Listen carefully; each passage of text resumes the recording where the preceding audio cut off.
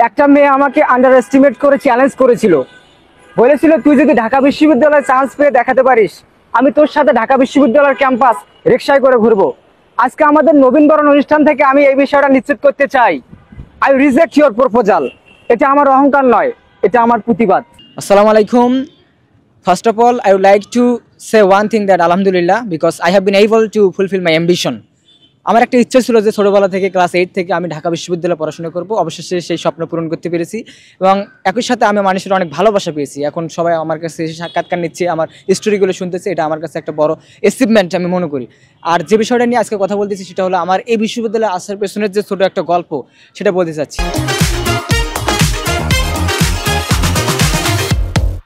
আমি মেইনলি বলতে চাচ্ছি, আমি বসবাস করেছিলাম গাইবান্ধার একটি প্রত্যন্ত অঞ্চলে। সেখানে আমি অনেক ফ্যাসিলিটি থেকে বঞ্চিত, যে ফ্যাসিলিটিগুলো আমার পাওয়ার কথা ছিল অ্যাডমিশন জার্নিতে, সেগুলো থেকেও আমি বঞ্চিত ছিলাম। কারণ আমি যে এলাকায় বসবাস করতাম সেই এলাকায় আমার অন্য কেউ ঢাকা বিশ্ববিদ্যালয়ে চান্স পায়নি এর আগে। সো আমার এটা ফার্স্ট আইডেন্টিটি যে আমি ওই এলাকা থেকে, এই অঞ্চল থেকে আমি প্রথম ঢাকা বিশ্ববিদ্যালয়ে চান্স পেয়েছি। এটা অনেকেই বারবার বলার কারণে অনেকে হয়তো বা একটু রাগান্বিত হয় বা নেগেটিভলি নেয়। আমি বলতে চাচ্ছি এটা আমার একটা আবেগ, ইমোশন।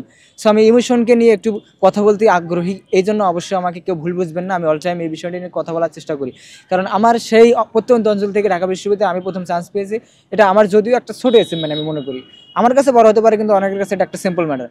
সো যাই হোক, আমার পেছনে যে বিষয়টা সেটা হলো যে আমি ক্লাস 8 থেকে ডিটারমেন্ট ছিলাম যে আমি বিশ্ববিদ্যালয়ে চান্স পাবো। সেক্ষেত্রে আমার অবহেলার শিকার হয়েছি যে এটা সম্ভব নয়। অনেকে বিভিন্ন আন্ডার এস্টিমেট করেছে যে এটা সম্ভব নয়। সেক্ষেত্রে আপনারা দেখছেন যে কার্জন হলের সামনে আমি একটা ডায়লগ বলে অলরেডি ভাইরাল হয়ে গেছে, সেখানেও একটা স্টোরি রয়েছে। যে যাই হোক, এখানে আমাকে যে ভ্যালুলেস মনে করেছিল সেটা আমি প্রমাণ করে দিয়েছি যে আমি, সেই স্টোরিটা ছিল যে আমাকে অনেকেই বিভিন্ন আন্ডার এস্টিমেট করেছে। যে আমি যখন বলছিলাম যে আমি ঢাকা বিশ্ববিদ্যালয়ে চান্স পাবো, সে আমার ফ্রেন্ড থেকে শুরু করে আমার অনেক কাছের মানুষরা বলতো যে ঢাকা বিশ্ববিদ্যালয়ে চান্স পাবে, এটা কখনো সম্ভব নয়। আমি প্রমাণ করে দিয়েছি, আমাকে চ্যালেঞ্জ করেছিল যে ঢাকা বিশ্ববিদ্যালয়ে চান্স সম্ভব নয়, কিন্তু আমি অলরেডি আমি ঢাকা বিশ্ববিদ্যালয়ে চান্স পেয়েছি। একটা বিষয় বলেছেন, হ্যাঁ, আমাকে বলছিল যে রিক্সায় করে ঢাকা বিশ্ববিদ্যালয়ের ক্যাম্পাস ঘুরবো, এরকম একজন আমাকে একটা চান্স দিয়েছিল। আমি বলছি যে ওকে, আমি প্রমাণ করে দিব। অবশেষে আমি যখন প্রমাণ করলাম তখন আমি বললাম যে আই রিজেক্ট ইউর প্রপোজাল। এটা আমার একটা প্রতিবাদ ছিল, এই প্রতিবাদটা করেছি। অনেকে এটা নেগেটিভলি নিয়েছে, আমি মনের মধ্যে একটা চাপা কষ্ট থাকতেই পারে মানুষের, সেটা আমি জাস্ট শুধু প্রকাশ করে দিয়েছি। এটাতে সারা বাংলাদেশে অনেকেই এখন এটা নিয়ে আলোচনা করতেছে দিন রাত। যাই হোক, আমাকে কেউ ভুল বুঝবেন না, আমি জাস্ট একটা মনের অনুভূতি জানাইছি। এটা খুব সিরিয়াস ম্যাটার না, একটা সিম্পল ম্যাটার, কিন্তু এটা অনেকটা সিরিয়াস হয়ে গেছে অলরেডি। এটাকে নিয়ে অনেকে অনেক নেগেটিভ পজিটিভ ট্রোলিং থেকে শুরু করে বিভিন্ন ধরনের এটা নিয়ে বিভিন্ন ভিডিও করতেছে অনেকেই। সো যাই হোক, আমি এটা নেগেটিভলি নিচ্ছি না। তবে আমার যদি কোনো মিস্টেক থাকে আমি অবশ্যই সংশোধন করে নেক্সট টাইম অবশ্যই ভালো কন্টেন্ট তৈরি করবো। আমি যেহেতু ইংলিশ নিয়ে কাজ করতেছি, আমি একটা ভালো প্ল্যাটফর্মে এসেছি, এটা আমার জন্য সুযোগ। ঢাকা বিশ্ববিদ্যালয়ে পড়ার সুযোগ পেয়েছি, এখান থেকে অনেক বড় বড় স্বপ্ন দেখা যায় এবং স্বপ্ন সেগুলো পূরণ করাও যায়। এই সুযোগগুলো এখানে রয়েছে, এই সুযোগটি আমাকে ঢাকা বিশ্ববিদ্যালয় ক্যাম্পাস দেবে আশা করা যায়। আচ্ছা, আপনার কাছে একটা প্রশ্ন রয়েছে, সেটি হচ্ছে যে আপনি ইংলিশ নিয়ে কাজ করছেন, আমরা দেখছি যে আপনার এলাকাতেও আপনি যারা শিক্ষার্থী রয়েছেন তাদেরকে উদ্বুদ্ধ করছেন। এই জায়গাটা আসলে কিভাবে আসলো বা অনুপ্রেরণাটা কিভাবে আসলো? হ্যাঁ, অনেকটা মজার একটা ইন্টারেস্টিং থিং, সেটা যে বিভিন্ন স্কুলে গিয়ে আমি বাচ্চাদেরকে ইংলিশ বলতেছি। অনেকেই বলতেছে ওরা তো বুঝতেছে না, না বুঝুক সমস্যা নাই, ওরা তো ইন্সপায়ার হচ্ছে। একটা সময় যখন আমাদের টিচার এসে ইংলিশ বলতে আমরা হাসাহাসি করতাম, ও কী বলতেছে বুঝি না তো, কিন্তু আমি তার দ্বারা তো ইন্সপায়ার হয়েছিলাম। আমি জাস্ট ইন্সপায়ার করার জন্য, ওরা বুঝুক বা না বুঝুক, দ্যাট ডাজেন্ট ম্যাটার। আমার কথার দ্বারা যদি তারা ইন্সপায়ার হবো, ভাইয়া যদি ইংলিশে কথা বলতে পারে তাহলে আমি কেন পারবো না। আমি এটাকে এভাবে বিবেচনা করি, কিন্তু অনেকে এটা এভাবে বিবেচনা করতেছে না। তারা শুধু বলতেছে আমি নিজেকে বড় মনে করতেছি, নিজেকে গর্ব মনে করতেছি। এটা এটা এটা আমি কখনোই মনে করি না। আমি জাস্ট তাদেরকে ইন্সপায়ার দেওয়ার জন্য এটা করতেছি। স্কুলে গিয়ে আমার কোনো স্বার্থের জন্য না, আমি যে স্কুলে আমাকে টাকা দিচ্ছে বা টিচাররা এটাকে করতেছি, এটা এরকম না।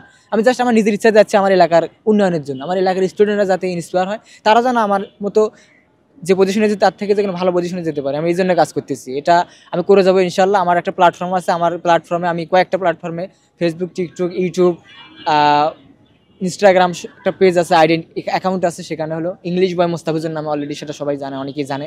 সো সেটাতে আমি ভিডিও পোস্ট করতেছি রেগুলারলি। সো অনেকে যদি চায় আমার ভিডিওগুলো দেখার আগ্রহ প্রকাশ করে, অবশ্যই সেখানে সার্চ করে ইংলিশ বয় মোস্তাফিজুর সার্চ করে দেখতে পারবে। আপনার ইংলিশ বয় মুস্তাফিজুর নাম দিয়েছেন, কিন্তু অনেকেই বলছেন যে কমেন্ট করছেন যে আপনি যে ইংলিশ মানে বলছেন, ইংলিশে কথা বলছেন, সেখানে অনেক ভুল রয়েছে।